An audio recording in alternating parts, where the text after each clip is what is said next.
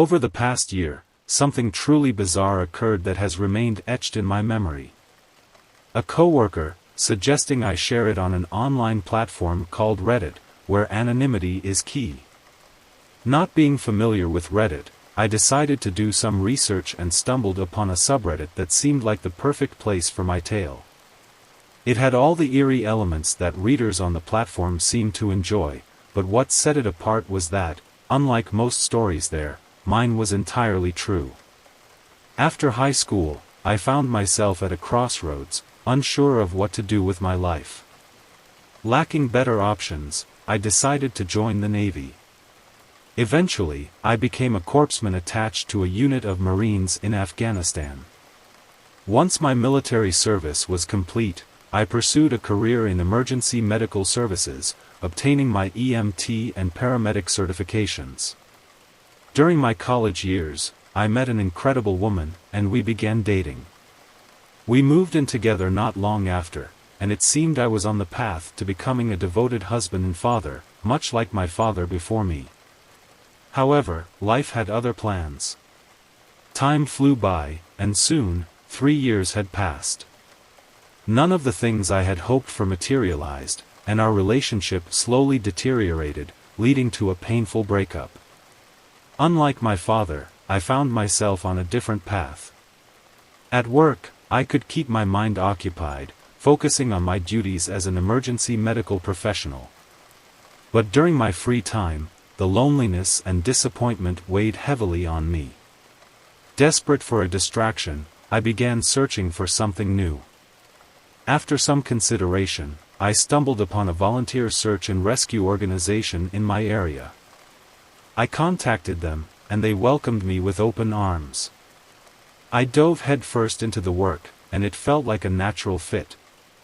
In many ways, it was reminiscent of my military service, going into the wilderness to help people in distress. I enjoyed it so much that I aspired to make it a full-time career when the opportunity arose. My ex had faded from my thoughts, and it seemed like a new chapter was beginning. Now, let's get to why I'm here. In our line of work, it's not uncommon for citizens to report encounters with people displaying strange or odd behavior. These encounters can range from the mundane, like a fearful Karen meeting an armed hiker, to something more concerning, as was the case I'm about to recount.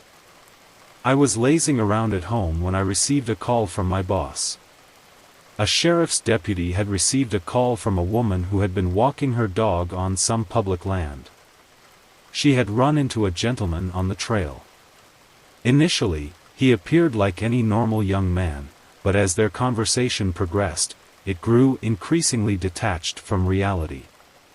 He claimed that he was being pursued by a group of men who had been chasing him for over 100 miles.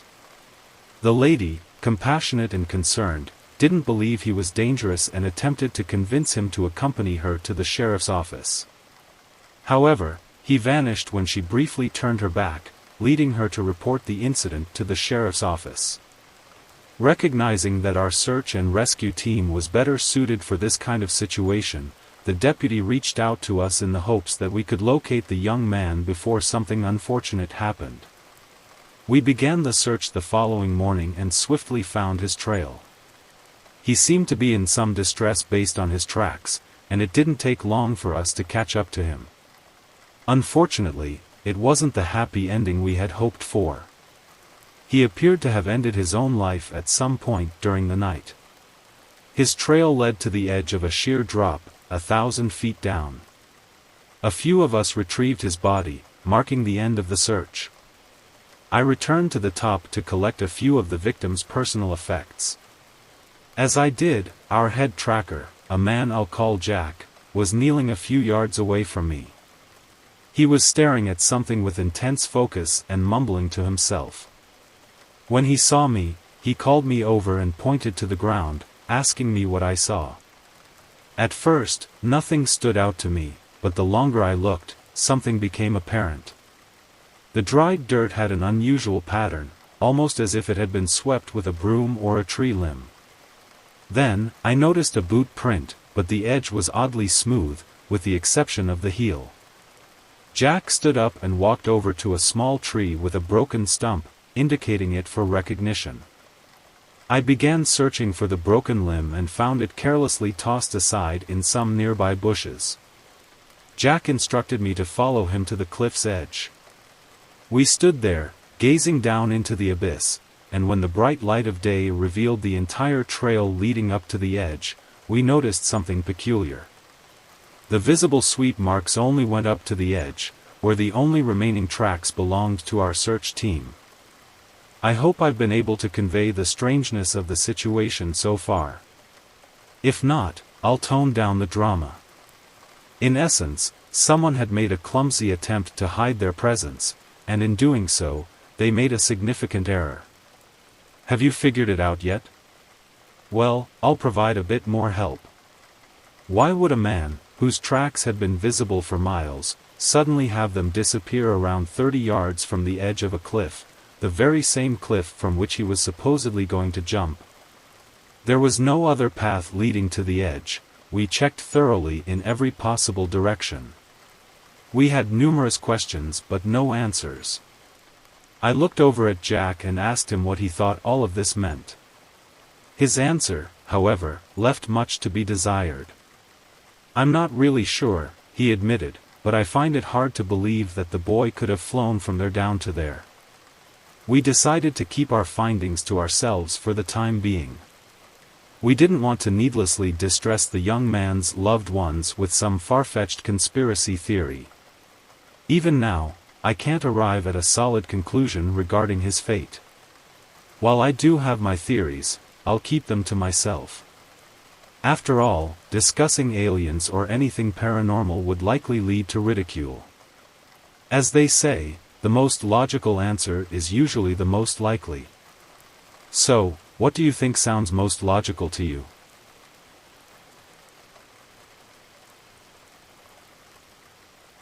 I can still vividly recall that day when time seemed to stretch into an eternity. The minutes, perhaps hours, were impossible to gauge as I sprinted through the wilderness. My heart pounded in my chest, and fear coursed through my veins like an electric current. There was no way to know how long I'd been running, but I knew it had to be at least 10 minutes, though no more than 20. Either way, it was longer and further than I had ever run before. When you're running for your life, you discover that your body can push far beyond what you ever thought possible. I shouldn't have stopped, but the burning in my muscles had become excruciating, and the thought of my pursuer catching up to me was unbearable. He may not have made it more than 100 yards behind me, but I couldn't risk finding out. I glimpsed him, and the gun he carried sent shivers down my spine. The clip on that weapon had to hold 40 to 50 bullets, I imagined, and that would be more than enough to turn me into dust. No one would ever be able to identify me, and maybe that's what he was counting on. So, I had no choice but to press on. I could die any minute, and my only hope was to find a road or a park employee.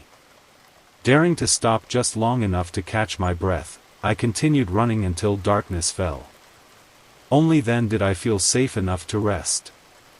The night was warm, and starting a fire would have been foolish. With nothing to wrap myself in but the fleece in my pack, I zipped it up tightly and pulled the hood over my head. A rotting log lay nearby, offering a hollow space on the backside where I curled up to sleep. Sleep came swiftly, but I woke once or twice before finally drifting off again. As the first light of dawn broke, I knew I had to renew my search. It had become more of a search now, for my pursuer remained hidden. I had to assume he had given up. The chill in my body soon faded with the exertion, and, thankfully, water was abundant. Hunger was my true enemy. I had never gone more than one night without eating, and now, having passed 24 hours, starvation loomed as a terrifying possibility. Slowly wasting away lacked the romance often attributed to it. As I continued my desperate journey, I couldn't help but wonder if the gun would have been a better choice. But neither that weapon nor that fate would befall me that day. As the sun rose high above, I stumbled upon a road, the same one I had entered just 3 days before. My suffering was finally over. A group of men, busy with fire prevention work, came upon me. It was they who brought me to the main ranger station, where I recounted my harrowing experience. It was then that their search for my assailants began. To explain how I had ended up in this situation, I had to start 3 days prior. Most of my adult life, I lived near a well-known national park in the United States. It had never really attracted me until I went through a difficult breakup. I believed the isolation of the park would provide the peace I needed. Late one Friday afternoon, I arrived, set up my camp, and spent the evening relaxing by the fire with a beer. The quiet was soothing, and sleep came easily, a welcome relief after weeks of restlessness. I awoke the next morning at 8 a.m., enjoyed a simple breakfast of oatmeal, and packed a small bag for a day's hike. My destination was 0.5 miles ahead, set above a pasture where wild animals grazed. I planned to have lunch there and hoped to return to my camp before dusk. The first leg of the hike went smoothly, but at some point, I took a wrong turn and got lost. I remained oblivious to my predicament for hours, but when I realized my mistake, panic set in. I became more lost with every step, wandering deeper into the woods. Around 3 p.m., I heard voices in the distance and started running toward them. I tripped and fell on a hose of some kind, but I didn't seem to be hurt. As I got up and dusted myself off, a man with a heavy accent approached me. I explained my situation and begged for help. Another man, armed with an assault rifle, joined him. My nerves intensified at the sight of that weapon, and the two men engaged in a heated argument while never taking their eyes off me. A third man, unarmed but clearly in charge, arrived and spoke to both of them in a commanding tone. He then pointed at me, and the armed man reluctantly nodded. All three stepped back, the man with the rifle pointing it in my direction and pulling something back with force. My heart sank as I realized what was about to happen. A rush of panic coursed through me, and I knew I had to run. Fleeing blindly, I charged through the dense undergrowth, branches and vines tearing at my face and arms. At any moment, I expected a bullet to pierce my body. Zips and cracks sounded nearby, and my legs ached from the exertion. My lungs burned as they fought for precious oxygen. I wasn't sure how much longer I could keep going, but stopping was certain death, and going back was equally lethal. My only options were death, and I was acutely aware of that as I continued to run. The rest of the story, of how I was found by the Rangers and their efforts to locate my assailants, remains a blur, a traumatic episode etched into my memory. They told me that the men had evaded capture, but there was no present danger to the public as long as people stuck to the marked trails. I made a solemn promise to myself that I would never return to that place, and I've kept it. The experience left me with some theories, one of them being illegal marijuana farming, but I can't be certain. The lingering fear of my assailants tracking me to my home eventually proved unfounded, and, thankfully, I remained largely unchanged by the ordeal. Over the years, the memory has faded, but the lessons learned that day remain etched in my mind. In the face of such danger, the problems I had been battling at the time now seem petty and insignificant. In that sense, my escape to the woods did serve its purpose, for it allowed me to gain a new perspective on life and what truly matters.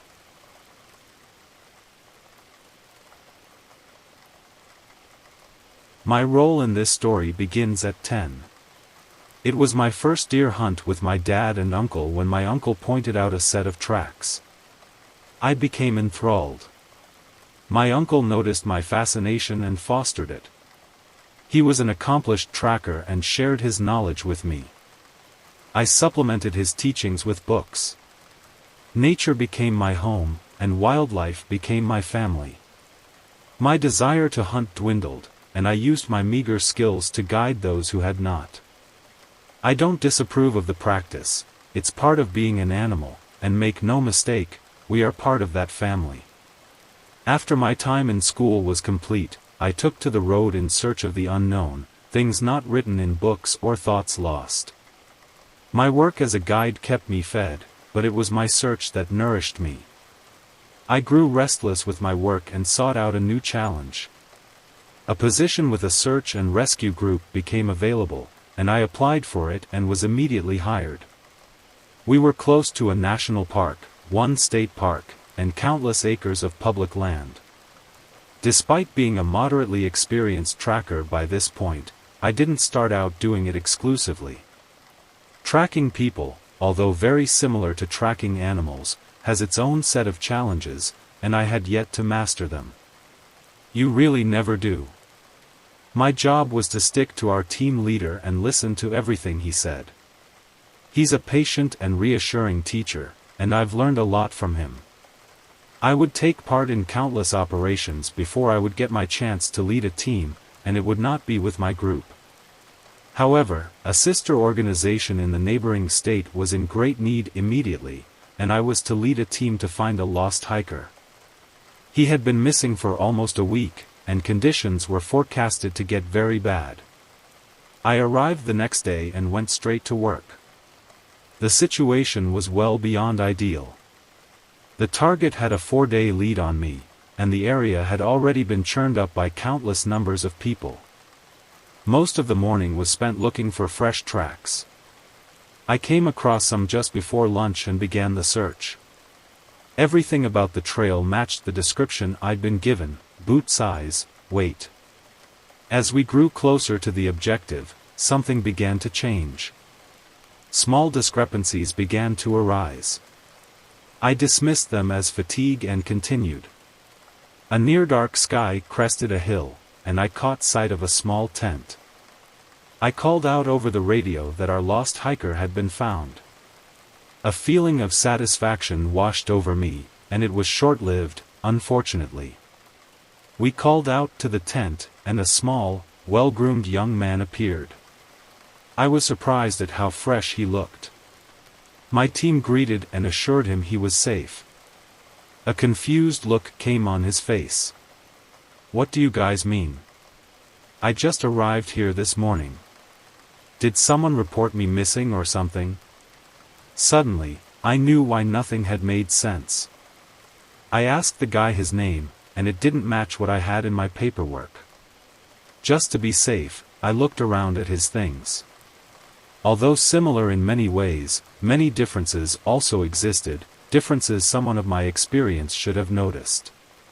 Shame extinguished the satisfaction. I couldn't look at my team. I reluctantly called in to explain my mistake. I could tell from the group's leader's tone that he was unhappy. He said to me, "So, son, what you're telling me is that the lost man is still out there for another night." After he said that, I felt fear and disgust.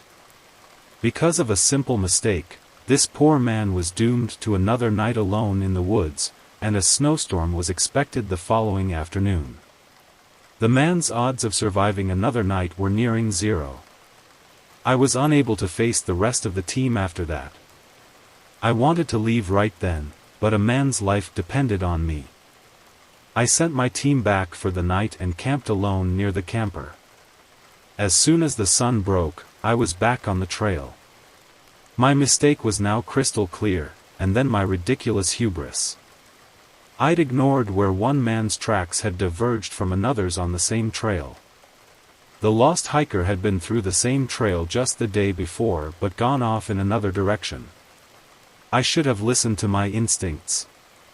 I had been too eager and sure of myself. It wasn't the time to beat myself up, though. As I grew closer, I could tell the hiker was in distress. The skips and drags said as much, and it was late morning when I finally reached the end of the trail. Far worse than I feared, the man was now down on all fours, crawling like a child. Up ahead, I noticed a mound of bright clothing, and this had to be him. I rushed up to check his vitals, but the coldness of his skin made me retract. I hurriedly called over the radio, and the team was with me in minutes.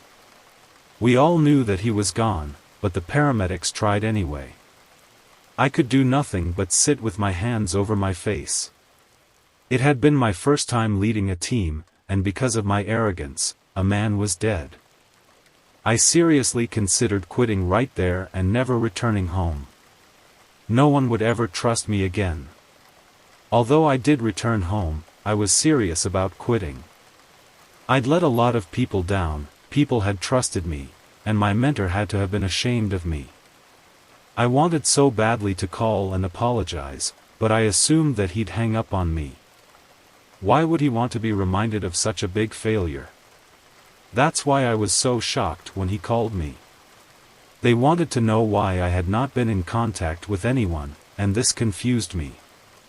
I mean, hadn't you heard? I screwed up so badly, a man died because of it. You could tell Mark, our boss, I'm not coming back. I'm a liability to the organization. His answer shocked me even more. He simply sighed and said, "No, I'll not do that." So what if you screwed up? God knows I've screwed up a lot. I screwed up yesterday. We fall all the time. You failed searches yourself before. I don't understand why you'd throw away your talents over one mistake. You know a lot of people depend on us. You're willing to risk all of them dying because you made one rookie mistake. Once you get your act together, check in. If you want to quit, you can tell Mark to his face. I really thought better of you, son. I was struck dumb. I felt foolish now. No one had called me out or tried me for my mistake, yet I flogged myself constantly. Was it possible I was just a self-absorbed drama queen? I managed to eke out an okay and hung up. I felt like a child who had just been dressed down by his father. I did just as he said, though. When I arrived at the station, everybody was there. It appeared there was a training session that day. Mark noticed me and asked if I was joining them. I didn't sense any anger or distrust. Although reluctant, I just said yes and took an empty seat at one of the tables. The class went on as usual. Every day has been a wonderful experience since. Not once have I felt unwanted. Mark nor any of the other team have ever spoken about it. My mentor and I have never discussed that phone call. I guess there is really no need to. I feel terrible about not finding that man, but I know for a fact that we'd never be able to bury him in peace if we didn't at least try.